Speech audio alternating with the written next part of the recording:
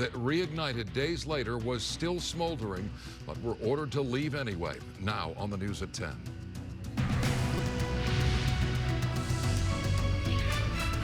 Good evening, I'm Micah Ullman. And I'm Cher Calvin. An explosive encounter has a young family living in fear tonight after someone set fire to their home in the middle of the night. The terrifying explosion was caught by surveillance cameras, and tonight arson investigators are searching for whoever is responsible. Chris Wolf live in the West Adams neighborhood with a story you will see only on 5. Chris. That's right, Micah and Cher. The victim of this explosive arson has no idea who would want to target his home and possibly his family. The big questions, were they specifically targeted, or was this just some kind of sick, violent Halloween prank? Again, this is a story you will see only on 5. Caught on camera. A blinding, fiery explosion lights up the overnight darkness and shatters the quiet calm in this West Adams neighborhood. It was no accident, but intentional, as home security footage reveals 2 dark figures sparking the blaze and then running from the inferno, finally disappearing out of frame. Flashes of fire continued to pop from the property. According to the homeowner, the victim, the culprits arrived with 2 large buckets filled with gasoline and possibly other flammable liquids, rolls of toilet paper to be used as fuses, and obviously some type of ignition source. The result was immediate, extensive, and terrifying. A young husband and father was inside, sleeping. His wife was awake, attending to their 9-month-old baby when they heard explosive sounds at about 3 in the morning on October 30th, the day before Halloween. And then I woke up to her yelling, "Call 911, there's a fire." And when I turned the corner where this front door used to be was just completely engulfed in flames. So we had a fire extinguisher in the kitchen that we used to spray the inside of the door, and then I ran around the side of the house and pulled the hose with me and started fighting the fire from the outside. Robert, who does not want to share his last name or reveal his address, explains that he and his wife are first-time homeowners who moved into this house less than 2 months earlier. He works in sports sales and ticketing and has no idea why anyone would want to damage his property or potentially harm his family. Yeah, we have no bad blood, no beef with anybody that we can think of off the top of our head. We reached out to the previous owners to see if they had any experiences like this in the past, or any tenants that had issues as they rented it out before we bought it. Right now we're just grasping at straws. I keep hearing my wife yelling, "Call 911," and just am overcome with chills. We don't really have any plans to leave, but it's hard to imagine putting our son to sleep here in the near future and feeling safe and confident in doing that. Back here live, our hearts go out to this family. They're now staying with relatives and working with the LAPD and the LA Fire Department's arson unit. Anyone out there with information or evidence, such as surveillance footage, should contact those authorities. For now, reporting live in West Adams, I'm Chris Wolf, KTLA 5 News. Thank you, Chris. And immigration stop turned violent early this morning in Ontario when a DHS officer opened fire, injuring a driver. Federal officials say the person who was shot was not the target of the arrest, but tried to interfere in the operation and run over officers. Now the FBI is involved. Mary Beth McDade is live in Ontario with more on what led up to the chaotic scene. MB? Yeah, Mike and Jared, and that shooting occurred just down the road here on Vineyard Avenue. And then the person that was shot drove down here to this mobile home park in search of his family to ask them for help. The FBI is now investigating this federal officer-involved shooting. A chaotic scene in Ontario as ICE agents carry out an operation Thursday morning. According to DHS, officers were conducting a stop around 6:30 in the 2800 block of Vineyard. During the stop, an unknown individual, not the target, in a vehicle pulled in front of the officers. Officers ordered the driver to leave the scene. As the driver began to pull away, the car stopped and attempted to run officers over by reversing directly at them without stopping.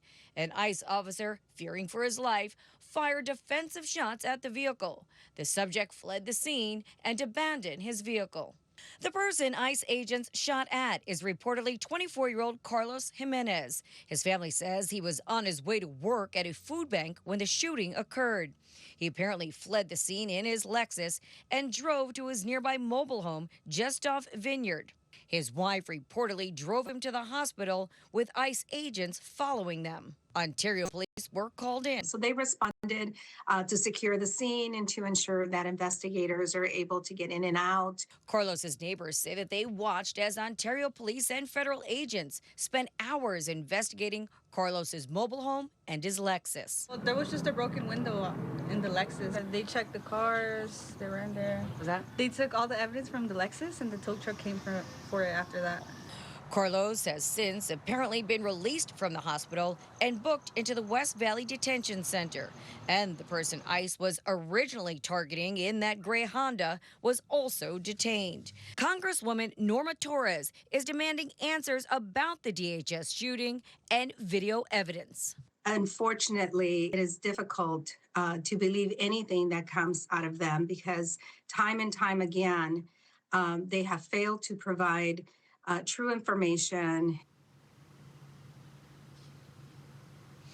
And Carlos Jimenez is reportedly going to be charged with an assault on a federal officer and is expected to be in court tomorrow at 2 p.m. For now, reporting live here in Ontario, Mary Beth McDade. We'll send it back to you guys in the studio.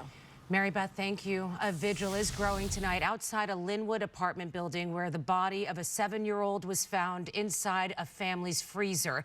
Heartbroken neighbors have placed candles and teddy bears outside the building in the 3100 block of Euclid Avenue where the child's body was found Tuesday night after a welfare check. The boy's mother, 25-year-old Destiny Harrison, was arrested and booked on suspicion of murder. The boy's father, Daniel Monzon, and grandmother, Anna Zarceno, face felony charges of conspiracy to commit murder. We still don't know when or how the child died, and neighbors say there was no indication that anything was wrong.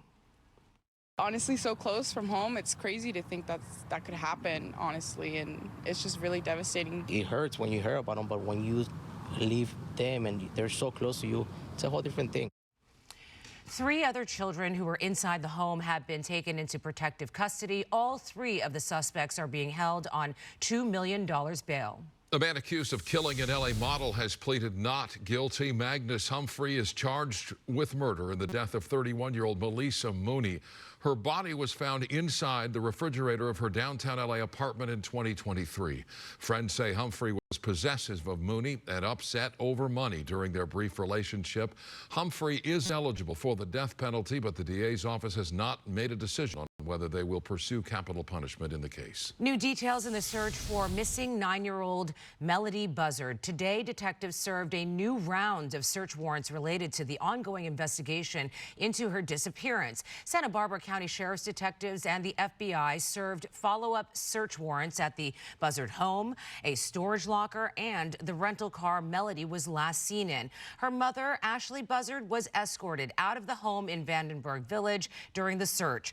Melody was last seen in surveillance images on October 7th before her mother took her on a long road trip, possibly as far as Nebraska, and returned without her on October 10th. Her mother has since refused to answer questions about Melody's whereabouts.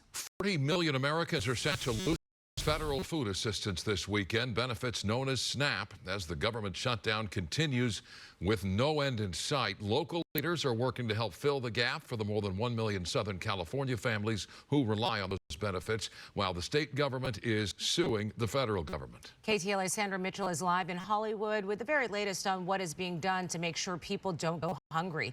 Sandra. Sure. In just a moment, I'll have new details tonight about a huge food pop-up that is happening in LA this weekend. President Trump says his administration will be able to keep the federally funded food benefits coming. But if that does not happen, millions of families soon will see their EBT debit cards go empty. Days away from losing their access to food, millions of Californians could be on the verge of going hungry. The irreparable harm to families, food banks, our state, California businesses, and our economy is immense, and it is imminent. Snarled by a federal government shutdown, SNAP food benefits are set to expire Saturday. The truth is, USDA has the funds to pay SNAP benefits, even if the shutdown continues. California Attorney General Rob Bonta is suing the Trump administration to keep those benefits coming. And tonight, a federal judge in Boston says she is likely to intervene and force the Trump administration to send SNAP funds to states. Punishing poor people, remove meals from their table, forcing kids who are poor into becoming poor. We are better than that. But California state and local leaders are not waiting for the judge's ruling. The LAUSD superintendent today announcing free